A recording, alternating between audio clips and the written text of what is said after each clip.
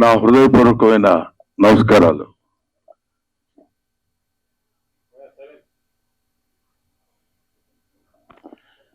ఈరోజు నేను ముఖ్యంగా ఇక్కడికి రావడానికి రీజన్ ఏంటంటే, ఈ సినిమా చూడటానికి కూడా రావటానికి రీజన్ ఒకటి ఉంది, ఒక కారణం. అదేంటంటే, పూర్వ ఆశ్రమంలో నేను లెక్చరర్గా పనిచేశా. విద్య అంటే ఏంటి, ఎడ్యుకేషన్ అంటే ఏంటి, ఎందుకు మనం చదువుకోవాలి, ఎలా చదువుకోవాలి అని తెలుసుకున్నాను. తెలుసుకున్న తర్వాత అధ్యాపకుడు అయిన తర్వాత, అది విద్యార్థి దశలో ఉన్నప్పుడు తెలుసుకుని అధ్యాపకుడు అయిన తర్వాత విద్య ఎలా చెప్పాలి, ఎలా చెప్తే పిల్లలు అనే భావంతో కొంతకాలం అధ్యాపకుడిగా పనిచేశాను. దాని తర్వాత భగవంతుడి ఆశీస్సుల వల్ల, ఆయన నిర్ణయం వల్ల నేను ఈ సినిమా ఇండస్ట్రీకి వచ్చి సినిమా నటుడయ్యాను, అందున హాస్య నటుడయ్యాను. ఈ పాయింట్ ఎందుకు చెప్తున్నానంటే, యూనివర్సిటీ అనే పేరు, అసలు యూనివర్సిటీ అంటే ఏంటి? యూనివర్స్ అంటే విశ్వం. విశ్వం అంటే అన్ని గోళాలతోటి, అన్ని ఖగోళ శాస్త్రానికి సంబంధించినటువంటి ఈ మొత్తం ఒక భూమి అనేటువంటి గ్రహమే కాకుండా విశ్వాంతరాళాల్లో ఉన్నటువంటి గ్రహాలన్నిటికీ సంబంధించినటువంటి జ్ఞానాన్ని నేర్పేటువంటిది ఆలయం, విద్యాలయం. అదే విశ్వవిద్యాలయం, అదే యూనివర్సిటీ.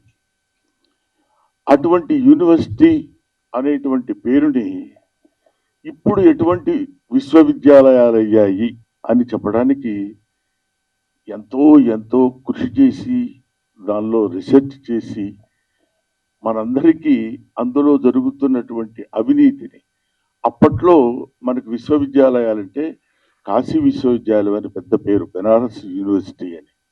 ఎక్కడెక్కడి నుంచో అన్ని దేశాల నుంచి మన దేశం వచ్చి చదువుకుని వెళ్ళిపోయేవాళ్ళు.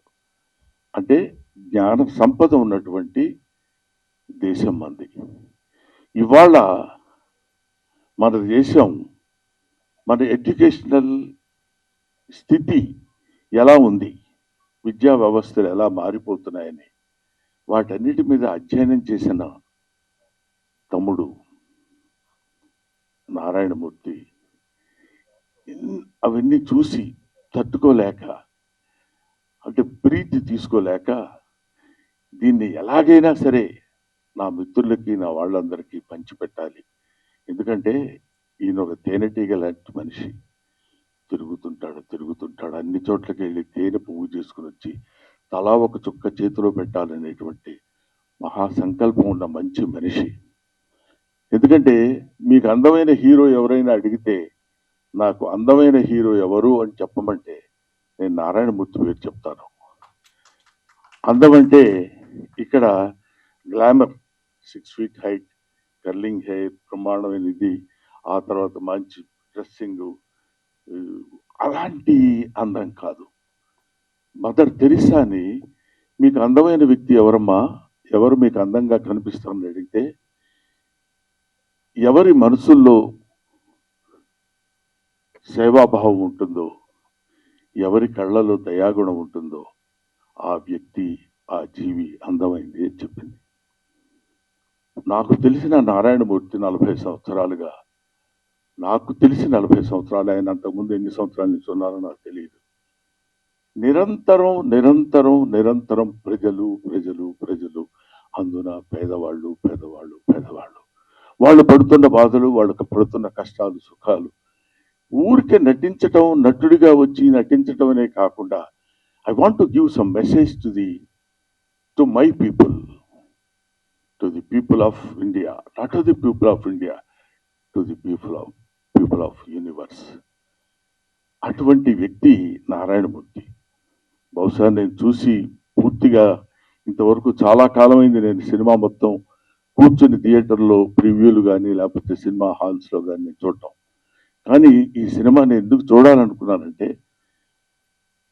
దర్శకుడు వేరు, ప్రొడ్యూసర్ వేరు, ఇంకొక టెక్నీషియన్స్ వేరు, ఇంకొకళ్ళు ఎవరెవరో ఎన్నో 24 శాఖల మంది కలిసి పనిచేసే పనంతా ఒక్కడే భుజాన కాడేసుకుని దాన్ని ఆయన చెప్పాలనుకున్నటువంటి విధానాన్ని అద్భుతంగా సినిమా తీసి చెప్పాలి అనేటువంటి ఆలోచన ఎందుకు? మీకోసం, ప్రజల కోసం, పేద ప్రజల కోసం. ఈ సినిమా చూస్తున్నంతసేపు నాకు అనిపించింది ఇందులో ఒక అద్భుతమైన ఎమోషన్స్ ఉన్నాయి. తండ్రి కూతురు, తండ్రి కొడుకు, ఆ తండ్రి చదివించి ఆ తండ్రి చేసినటువంటి త్యాగం, ఆ తండ్రి కోసం కొడుకు చేసినటువంటి త్యాగం, ఇలాంటి ఎమోషన్స్, ఆల్ ఎమోషన్స్ ఒక చోటికి తీసుకొచ్చి ఎంత దారుణంగా హ్యూమన్ ఎమోషన్స్తో ఆడుకుంటుంది వాళ్ళ ఈ సొసైటీ అని. అవినీతి బంధుప్రీతి చీకటి బజారు అలుముకున్న ఈ దేశం ఎటు దిగజారు అన్నాడు శ్రీశ్రీ 50 ఏళ్ల క్రితం అనుకుంటా. కాబట్టి వాళ్ళన్న మాట కాదది. దాన్ని ఇవాళ వరకు ఎక్కడ ఏ రకమైన సమస్య ఉన్నా ఈయన ఒక అద్భుతమైనటువంటి రీతిలో దాన్ని మామూలు మనుషులకు కూడా అందుబాటులో ఉండాలి అని కష్టపడి సినిమా తీసి మీకోసం, తన కోసం కాదు, తన ఈ చొక్కా, ఈ ప్యాంటు, అదే తన జీవితం మీకు అంకితం, అంతే. అది చివరి శ్వాస వరకు ఇంకా కష్టపడుతూనే ఉండాలని భగవంతుడిని నేను కోరుకుంటూ, చూడండి ఎంత త్యాగం చేసి ఎన్ని అంటే. ఎవడే మరి ఇప్పుడు ఇట్లాంటి సినిమాలండి మేము ఏం చూస్తాం సార్, మీరు ఏదో చెప్తారు. ఎట్లాంటి సినిమాలు? ఇదేమి నిజానికి దూరంగా ఉన్న సినిమా కాదు, ఇల్యూజన్లో ఉన్న సినిమా కాదు, ఊహించుకున్న ఒక అందమైన అద్భుతమైనటువంటి సుందరాంగి సినిమా కాదు. హాయిగా తలారా స్నానం చేసి వచ్చి ఒక నేత చీర కట్టుకున్న స్త్రీలా ఉన్న సినిమా ఇది. ఒక అందమైన స్త్రీలా ఉన్న సినిమా. అందులో నిజాలుంటాయి, వెతుక్కోండి. అందులో బూతులుండవు, జీవితపు లోతులుంటాయి. చూడండి, వెతుక్కోండి, బావిలో బకెట్ వేసి తోడుకోండి. ఒక్కొక్కడు పడుతున్న బాధ చూడు. కొన్ని డైలాగ్స్ అందులో చెప్తున్నప్పుడు నేను వింటే, ఒరే పెద్ద వాళ్ళకి కావాల్స్తే నాది కిడ్నీ కాదురా, ఇంకా చాలా ఉన్నాయి, అవన్నీ అమ్మొచ్చు.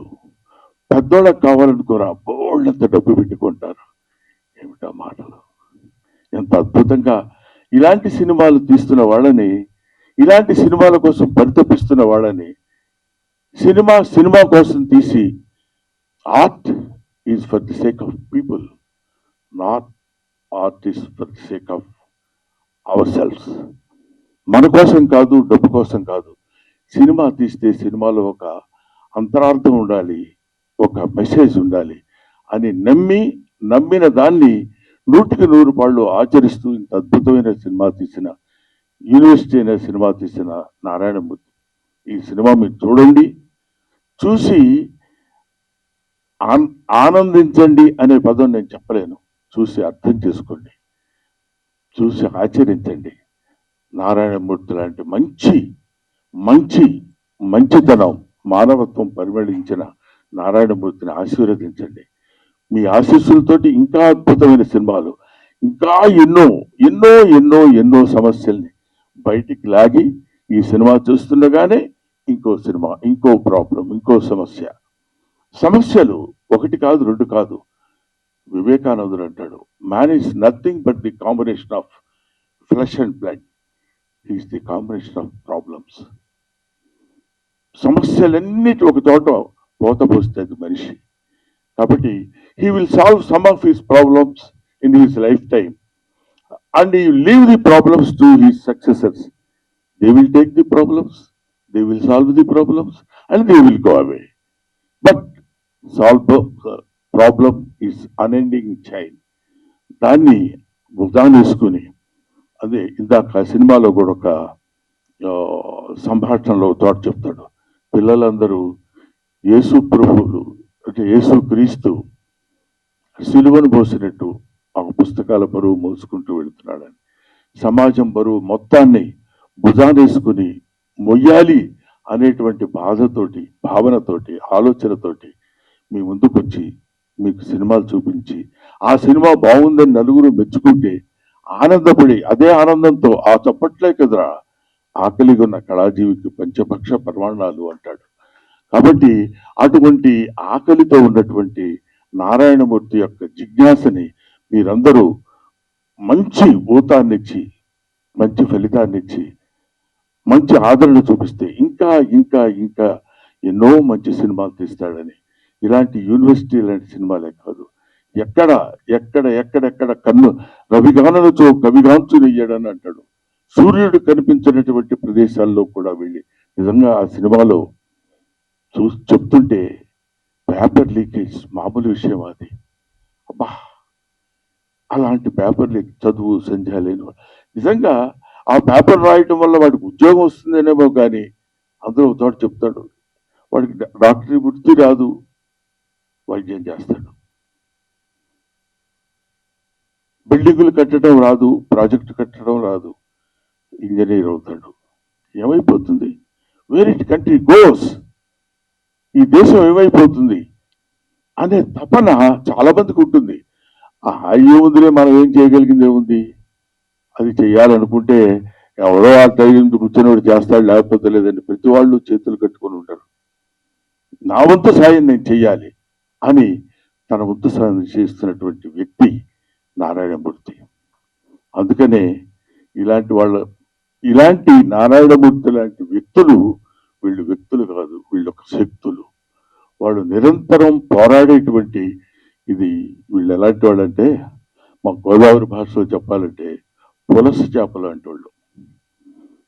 పులస చేపకు చాలా వాల్యూ ఉంటుంది, విపరీతమైన ఖర్చు, అంత రేటు ఉంటుంది. ఎందుకు ఉంటుందంటే ఒకసారి ఒళ్ళంతా గగ్గు పొడిచి, పాపం అయ్యో అమ్మాయి చచ్చిపోయింది, అయ్యో వాడిని అలా చంపేశారే, అయ్యో వీడిని ఇలా అని వీళ్ళ అకృత్య విన్యాసాలకి బలైపోయినటువంటి బస్సులు ఎంతో మంది మహానుభావులు, పిల్లలు, పసివాళ్ళు ఉన్నారే, వాళ్ళ కోసమైనా మీరు ఈ సినిమా చూడండి.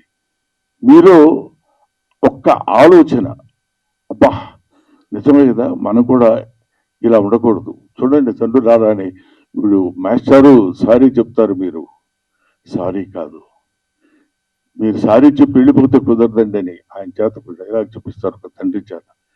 ఫంటాస్టిక్. ఏమైనా ఇటువంటి అద్భుతమైనటువంటి సినిమాలు ఇంకా ఇంకా ఎన్నో భవిష్యత్తులో నారాయణమూర్తి గారు తీసి ఆయన మీ ఆశీస్సులు పొంది చిరస్థాయిగా ఉండిపోవాలని మనస్ఫూర్తిగా నేను కోరుకుంటూ, దిస్ కంట్రీ మస్ట్ బి రీఎడ్యుకేటెడ్, ఈ దేశాన్ని మళ్ళీ బడిలో వేయాలి. Thank you very much.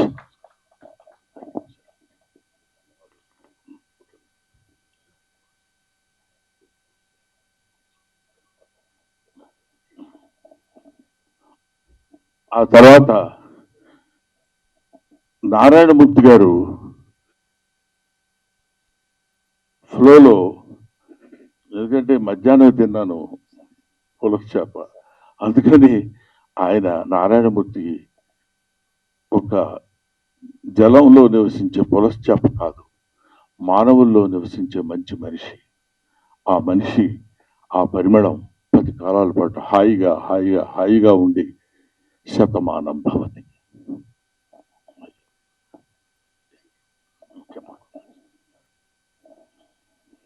మీ ఆశీర్వాదానికి వందనాలు సార్. మిత్రులారా, మన తెలుగు చలచిత్ర పరిశ్రమలో కస్తూరి శివరావు గారు ఎలా చూశాం, రేలింగ్ గారు ఎలా చూశాం, రమణారెడ్డి గారు ఎలా చూశాం, అల్లు రామలింగ గారు ఎలా చూశాం, పద్మనాభం రాజబాబు గారు ఎలా చూశాం, బ్రహ్మానందం గారు ఎలా చూస్తున్నాం. ఆయన మహానటుడు, మహాజ్ఞాని, అన్నింటిని మించి మాస్టర్.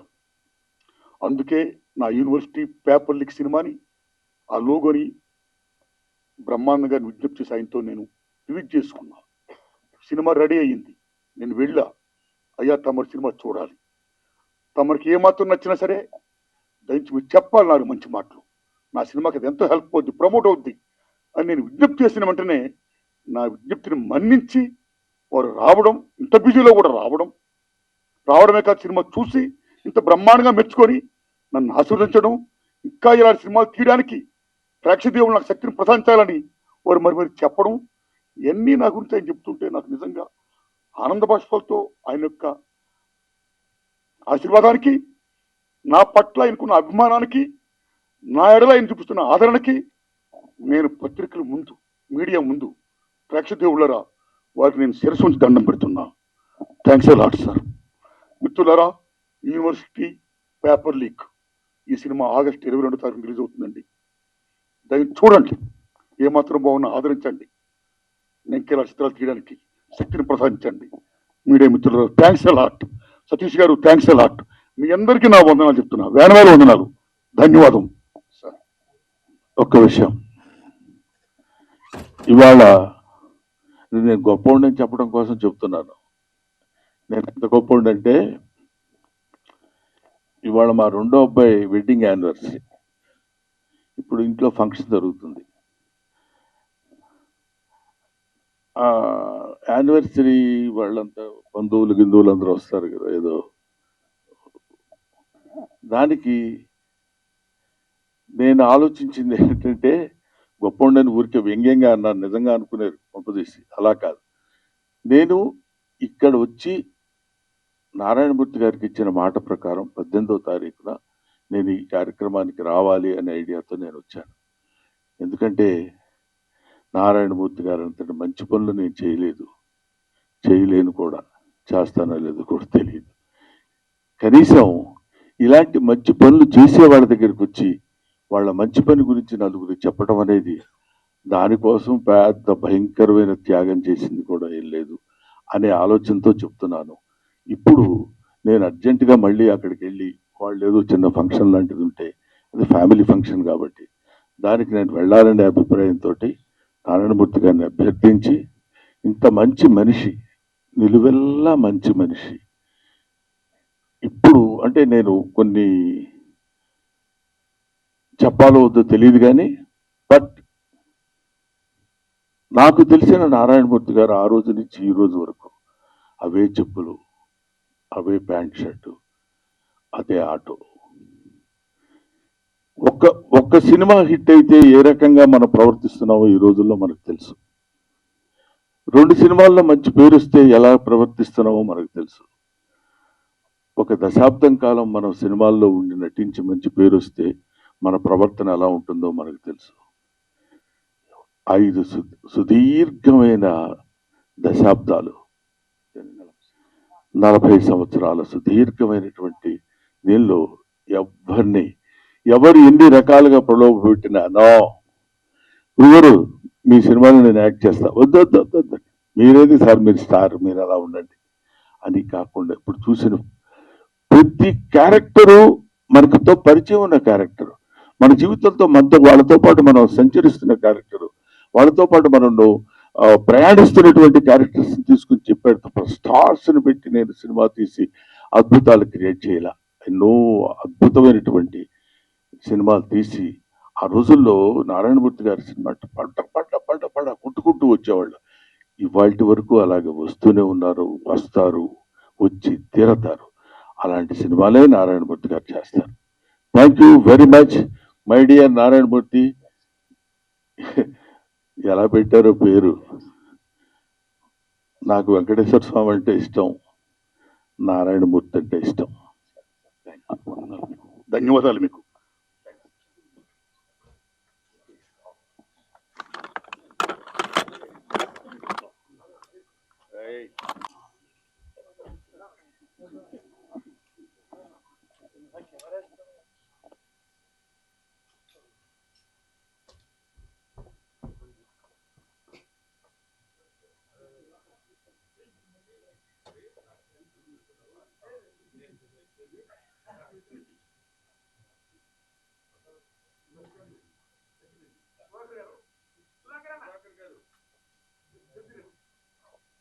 కెమెరా డౌన్ చేయి